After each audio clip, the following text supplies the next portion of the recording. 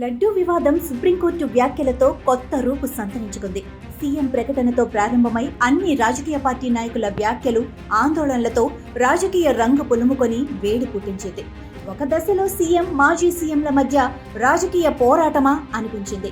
ఆధారాలు లేకుండా రాజ్యాంగ పదవిలో ఉన్న ఏపీ సీఎం చంద్రబాబు బహిరంగ ప్రకటన చేయటం శ్రీవారి కోట్లాది భక్తుల మనోభావాలకు భంగం కలిగించిందని సుప్రీంకోర్టు వ్యాఖ్యానించటం, లడ్డూలో కల్తీ జరిగిందనటానికి ఆధారాలు మీ దగ్గర ఏమున్నాయి అని ప్రశ్నించటంతో అందరి దృష్టి గురువారం అనగా అక్టోబర్ 3న ఈ వ్యవహారంలో సుప్రీంకోర్టు వెలువరించనున్న తీర్పుపైనే కేంద్రీకృతమైంది.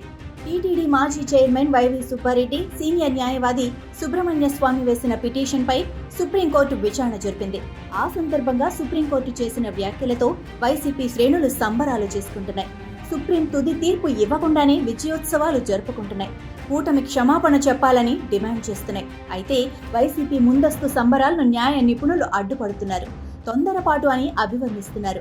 విచారణ సందర్భంగా కోర్టు కొన్ని ప్రశ్నలు సంధించిందని, గురువారం ప్రభుత్వం తరపు న్యాయవాదులు తమ వాదనను వివరించాల్సి ఉంటుందని అంటున్నాయి.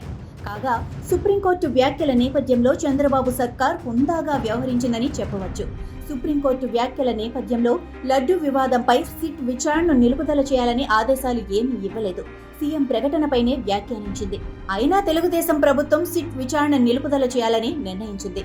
వైసీపీ హయాంలో తిరుమలలో అనేక అవకతవకలు జరిగిన నేపథ్యంలో అక్కడి సిబ్బంది భక్తుల నుంచి లడ్డూ నాణ్యతపై వచ్చిన ఫిర్యాదులు, కనీసం 800 ఉన్న ఆవు నెయ్యి కిలో 320 రూపాయలకు సరఫరా చేయడంతో కల్తీ జరిగిందనేది అనుమానాలు పొడసూపాయి.